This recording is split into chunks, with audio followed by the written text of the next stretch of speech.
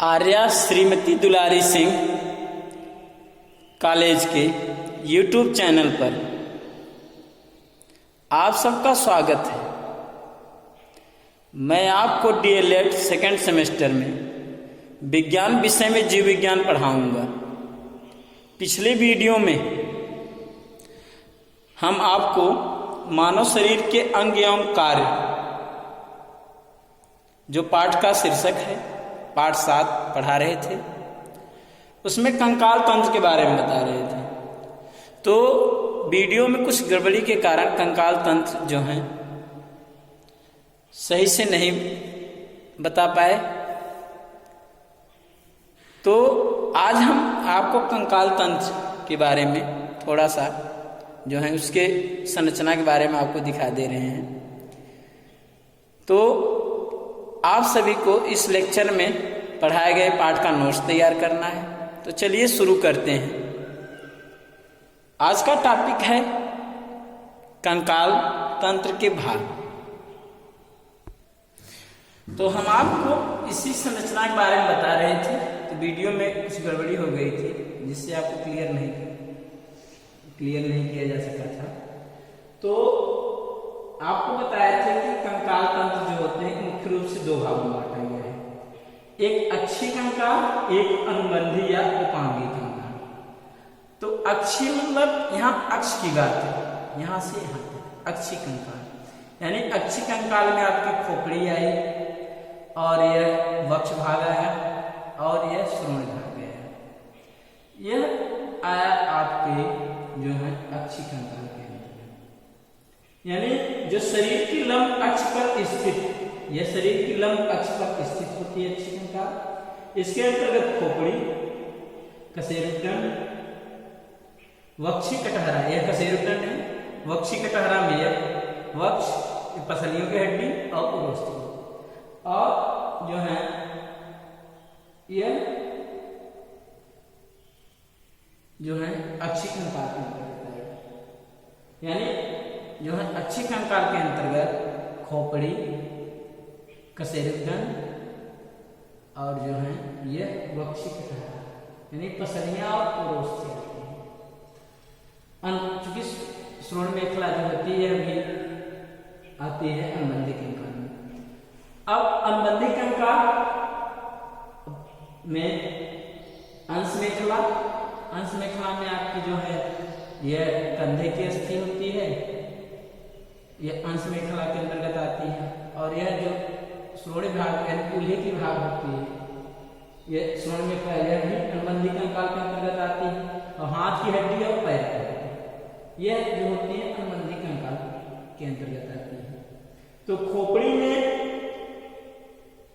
में कपाल, चेहरा और कान की अस्थि और एक हाई अवयव आती है।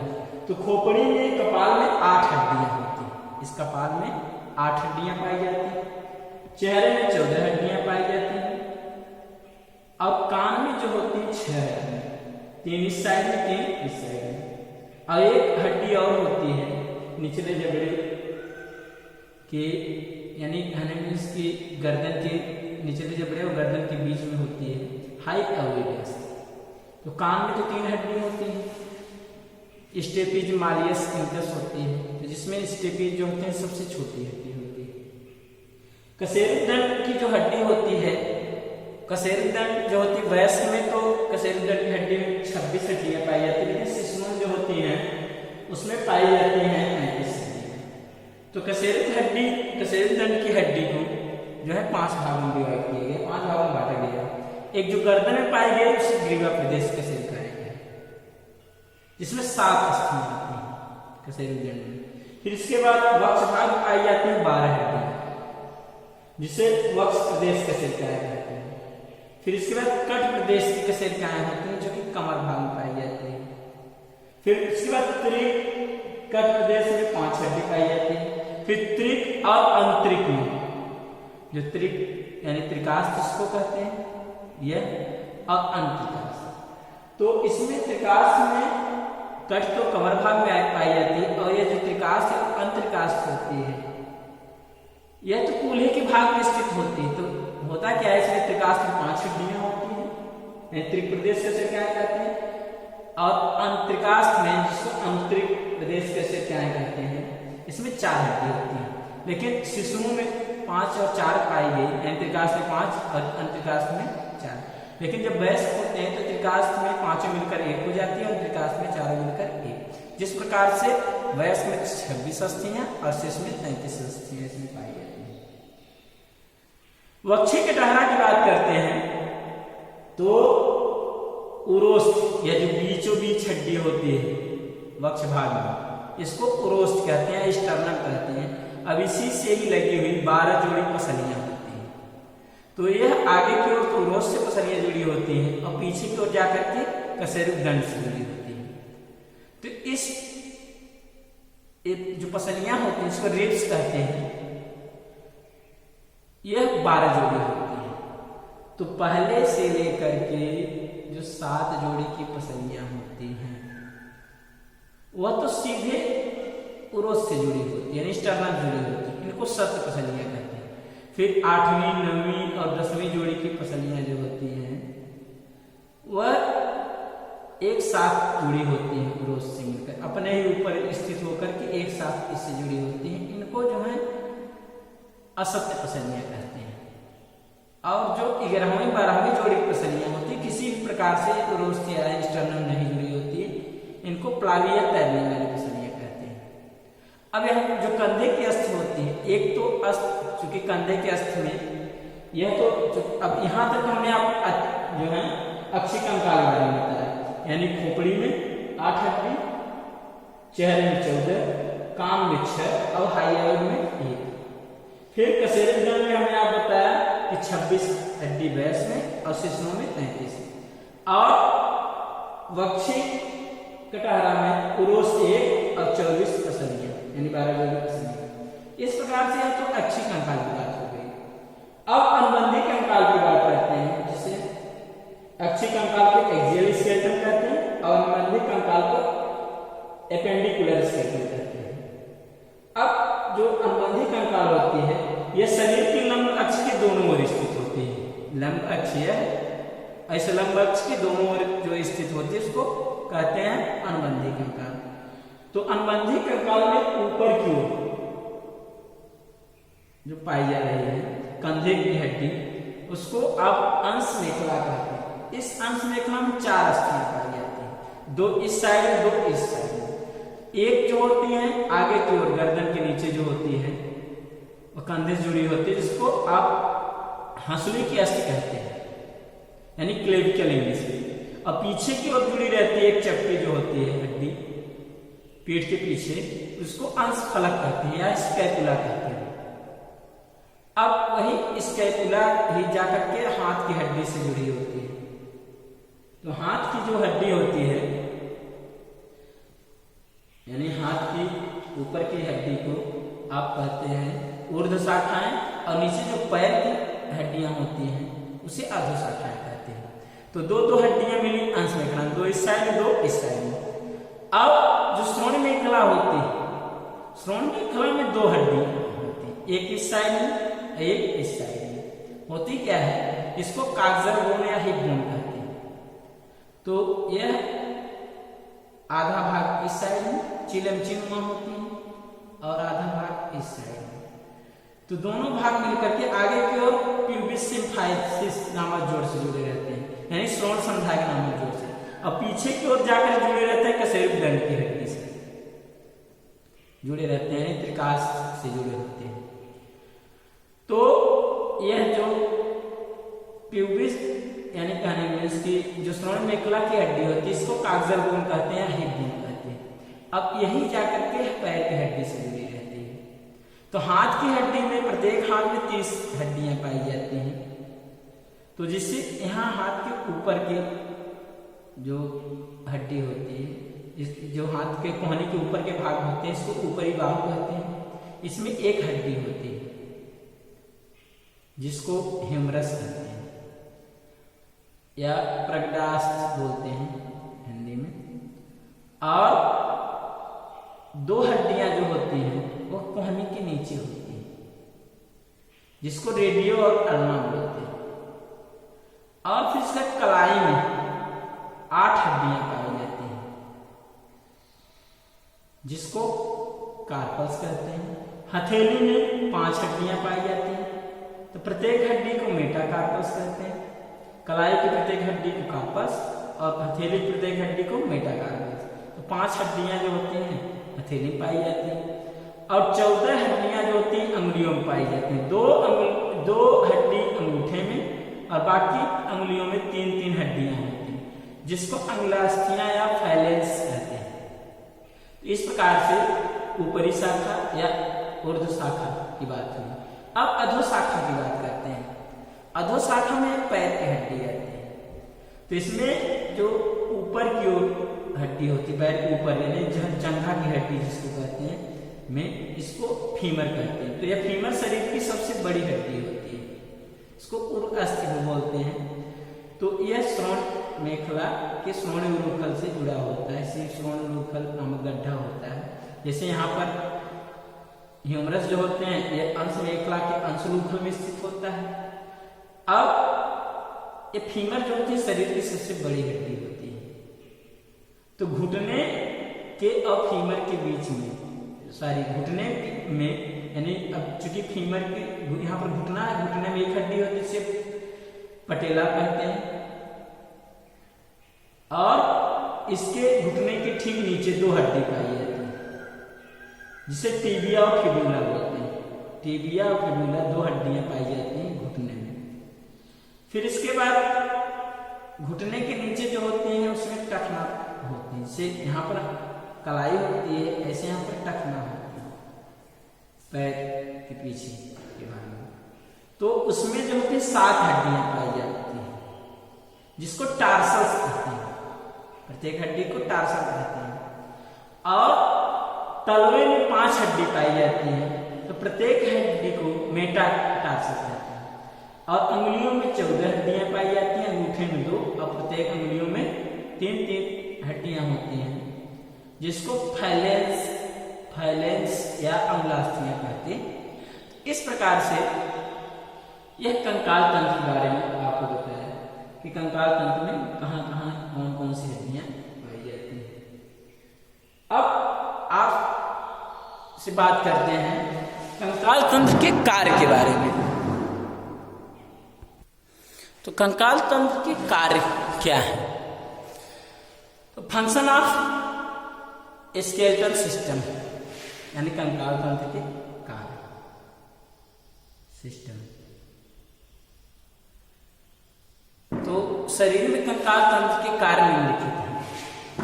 तो आपको पता है कि जो आकार प्रदान करता है कंकाल ही शरीर को आकार प्रदान करता है। तो कंकाल तंत्र क्या करता है? शरीर को आकार प्रदान करता है, यानी इसके निम्न कार्य: पहला, शरीर को आकार प्रदान करना; दूसरा, शरीर को दृढ़ता प्रदान करना। जो मजबूती देता है वो कंकाल ही शरीर को देता है। और शरीर के कोमल अंगों की सुरक्षा प्रदान करना। जैसे मान लीजिए आपकी मस्तिष्क है या हृदय है, तो मस्तिष्क जो है हड्डी, खोपड़ी की हड्डियों के मस्तिष्कों से सुरक्षित रहता है। और हृदय जो होते हैं वह जो वक्ष की हड्डियां होती है, वक्ष कटहरा, उसमें हृदय और फेफड़े सुरक्षित होते हैं। कोमल अंगों की सुरक्षा करना, श्वसन में सहयोग प्रदान करना। क्योंकि होता क्या है कि यह जो पसलियां होती हैं यह श्वसन में सहायक होती हैं।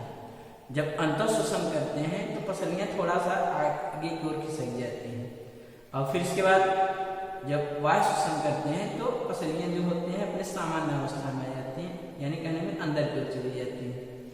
तो यानी श्वसन में भी सहयोग प्रदान करना। मांसपेशियों को क्रियाशील बनाना, इसका अगला वाक्य मांसपेशियों को क्रियाशील बनाना। क्योंकि होता क्या है कि हड्डियां के सहयोग से ही मांसपेशियां जो होती हैं शरीर के विभिन्न अंगों को गति प्रदान करती हैं। तो कंकाल तंत्र जो होते हैं मांसपेशियों को ही क्रियाशील बनाती और रक्त कणिकाओं का निर्माण करना। क्योंकि जो रुधिर कणिकाओं का निर्माण होता है वह अस्थि मज्जा में होता है। तो कंकाल तंत्र के कार्य मिले आपको: शरीर को आकार प्रदान करना। अगर कंकाल तंत्र न होता तो हम लोगों के शरीर जो होते हैं एक मांस का लोथड़ा होता। तो जो आकार दिया है किसने दिया? कंकाल ने दिया है। हड्डियों के कारण ही कंकाल बना, यानी जो शरीर का ढांचा बना हुआ है वह कंकाल तंत्र के कारण ही बना हुआ है। दृढ़ता प्रदान करना यानी शरीर के अंगों को मजबूती प्रदान कर रहा है, कोमल अंगों को सुरक्षा प्रदान कर रहा है, श्वसन में सहयोग करना, मांसपेशियों को क्रियाशील बनाना और रुधिर कणिकाओं का निर्माण करना, यह कंकाल तंत्र के कार्य। अब अगला टॉपिक है पेशियां एवं पेशी गतियां। पेशियां क्या है और पेशी गतियां हैं। तो कंकाल पर आपको पता है कि मांस का जो आवरण होता है उसे पेशियां कहते हैं। जो कंकाल, इसको पेशी कहिए चाहे मांसपेशियां कहिए, बात एक ही। तो कंकाल पर ही जो मांस का आवरण होता है उसे पेशियां कहते हैं। क्योंकि पेशियों में क्या होता है, संकुचनशील की क्षमता होती है। तो शरीर के विभिन्न अंगों में यह हड्डियों के सहयोग से क्या करता है, गति प्रदान करता है। तो सभी शरीर की सभी प्रकार की गति अस्थियों और पेशियों के संबंध से उत्पन्न होती है। तो अब पेशियों में दो प्रकार की गति पाई जाती है, एक संकुचन, एक शिथिलन या प्रसारण। संकुचन में क्या होता है, सिकुड़ना, शिथिलन मतलब फैलना। तो यानी संकुचन और शिथिलन से ही क्या होते हैं, शरीर के अंगों में गति होती है। यानी टांग को अगर हम चाहें तो सिकोड़ लें, टांग को चाहे फैला दें, तो सिकोड़ एक तरफ खींचते हैं दूसरी तरफ फैलाते हैं तो शरीर जो होते हैं हम क्या करते हैं, आगे की ओर बढ़ जाते हैं। तो यानी पेशियों में दो प्रकार की गति पाई जाती है। जैसे हाथ में क्या होता है कि अगर चूंकि हाथ में द्विशिरस्का त्रिशिरस्का पेशी पाई जाती है। अगर द्विशिरस्का पेशी में संकुचन होता है, त्रिशिरस्का पेशी में क्या होता है, शिथिलन होता है। तो हम लोगों की जो हाथ होती है वह जो होती है अंदर की ओर आ जाती है, और जैसे ही क्या करती है कि अपोजिट होता है, द्विशिरस्का पेशी में शिथिलन होता है, त्रिशिरस्का पेशी में संकुचन होता है, तो आपकी जो हाथ होती है वो बाहर की ओर खुल जाती है। तो यानी कहने में इसकी पेशियों में दो प्रकार की गति पाई जाती है, एक संकुचन या शिथिलन या प्रसारण। तो पेशी का जो संकुचन होता है दो प्रकार का होता है, ऐच्छिक और अनैच्छिक। तो ऐच्छिक गति यानी जो इच्छा से तात्पर्य है वह गति जो मनुष्य की अपनी इच्छा अनुसार नियमित होती है। ऐसी गति करने वाली पेशियों को ऐच्छिक पेशियां कहते हैं। यानी ऐच्छिक पेशियां वह होती हैं जो कि मनुष्य की इच्छा अनुसार कार्य करें। जैसे हाथ, पैर और चेहरे आदि की पेशियां क्या होती है, वह ऐच्छिक पेशियां होती हैं।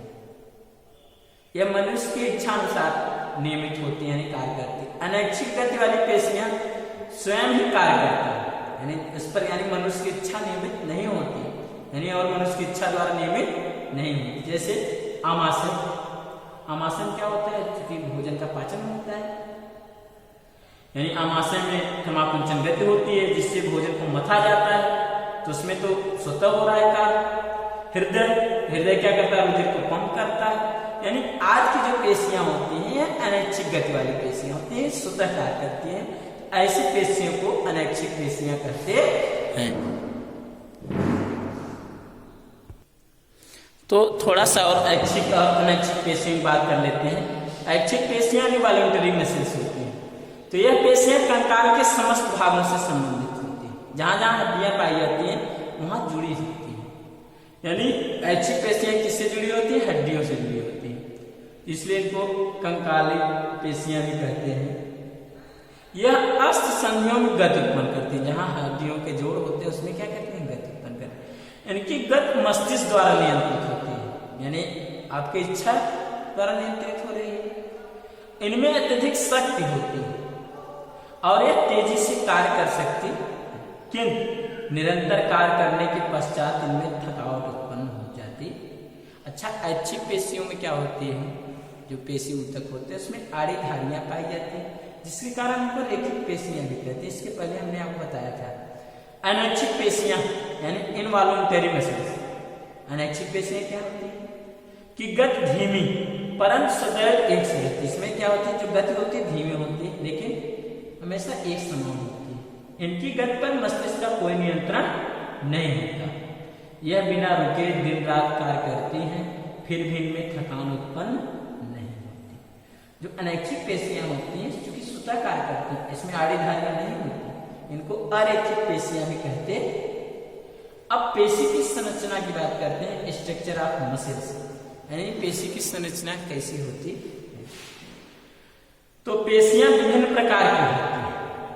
पेशियां होती हैं चूंकि जहाँ जहाँ हड्डियों से जुड़ी होती है, जिस अंग से जुड़ी होती है उसके समान होगी। तो जिन अस्थियों के सहारे से पेशियां जुड़ी होती है उन्हीं के आकार की तरह इनका भी आकार है। कहने में जहाँ जिस अस्थियों से जुड़ी रहती है, क्योंकि होता क्या है कि जो मांसपेशियां होती हैं वह हड्डियों के ऊपर स्थित होती है। हड्डियां क्या करती है, शरीर का ढांचा बनाती हैं और उस ढांचे को कौन स्वरूप प्रदान करती है, कौन, मांसपेशी। तो यानी कहने जैसी हड्डियां रहती है वैसे इनका आकार हो जाता है। यानी कहने पेशियां विभिन्न प्रकार की होती। प्रत्येक पेशी बाल जैसी कोशिकाओं से मिलकर बनी होती है।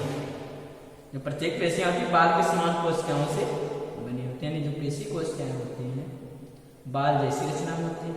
तो पेशी ऊतकों को रुधिर वाहिनियों से रक्त तथा मस्तिष्क से तंत्रिकाएं प्राप्त। क्योंकि होता क्या है, अगर रुधिर वाहिनियों से रक्त मिलता है तो उनको यानी पोषण भी मिलता रहता है मांसपेशियों को, और मस्तिष्क से तंत्रिकाएं प्राप्त होती हैं, तभी तो अंग जो होते हैं मस्तिष्क से सूचनाएं प्राप्त करके उस प्रकार से अंग जो होते हैं कार्य करते हैं।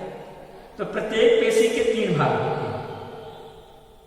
ऊपरी सिरा मूल कहलाता है, बीच का मोटा भाग तुंड कहलाता है, और निचले सिरे के निवेशन कहते हैं। मान लीजिए कि क्या होती है, पेशी कोशिकाएं इस प्रकार से रचना है।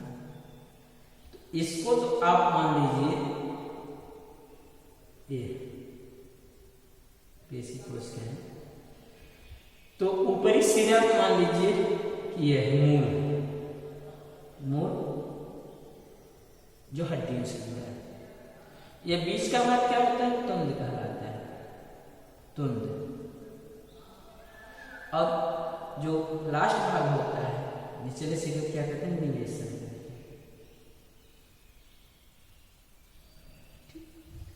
ये दोनों सिरे पतली डोरी के समान श्वेत तंतुओं के बने होते हैं। ये पतली डोरी के समान जो होते हैं श्वेत तंतुओं के बने होते हैं। तो इन तंतुओं को मांसरज्जु या कंडरा या टेंडन कहते हैं। कंडरा कहेंगे या टेंडन कहते हैं। होता क्या है, जो मांसपेशियां होती हैं हड्डियों से कंडराओं द्वारा जुड़ी होती है। कंडराएं क्या होती है, बहुत मजबूत होती है। तो यही मांसपेशियां ही यही श्वेत तंतु होते हैं, कोशिकाएं जो होती हैं ये श्वेत तंतु के रूप में पेशी ऊतक होते हैं, मांसपेशियां होती हैं, इसी को कंडरा कहते हैं। तो निवेशन की अपेक्षा मूल अधिक दृढ़ता से जुड़ा रहता है। जो मूल जो जड़ भाग रहता है वह निवेशन की अपेक्षा जो होते हैं ज्यादा मजबूती से जुड़ा रहता है। इस तरह से अब पेशियों के कार्य की बात करते हैं कि पेशियों के क्या कार्य होते हैं। तो पेशियों के कार्य कौन कौन से होते हैं। तो फंक्शन ऑफ मसल्स, तो गुहाओं को चौड़ा करना पहला, यानी इसके निम्न कार्य है। क्योंकि मांसपेशियां जहाँ पाई जाती है, मान लीजिए किसी गुहा में पाई जा रही है तो उस गुहा को क्या करती है, चौड़ी भी करती है। अंगों को सक्रिय करना या उनमें गति उत्पन्न करना, हमने आपको बताया कि हड्डियों को भी क्या करती है, सक्रिय करती है। तो अंगों मांसपेशियों में संकुचन और शिथिलन होता है, तो अंगों को क्या करते हैं, सक्रिय करते हैं और उनमें गति उत्पन्न करते हैं। तीसरा, छिद्रों को खोलना या बंद करना। जैसे मान लीजिए कोई छिद्र होते हैं तो मांसपेशियां जो होती है उन छिद्रों क्या करते हैं, खोल भी सकते हैं और बंद भी करते हैं। तो यह क्या होते हैं, पेशियों के कार्य होते हैं, फंक्शन ऑफ मसल्स। तो इस प्रकार से आज हम आपको कंकाल तंत्र के भाग के बारे में बताए और पेशियों एवं पेशियों की गतियों के बारे में बताया। आशा करते हैं आज का वीडियो आपको अच्छे से समझ में आ गया होगा और आप अच्छे से तैयार भी कर लेंगे। अगले वीडियो में हम आपको दांत के बारे में बताएंगे। तब तक के लिए धन्यवाद।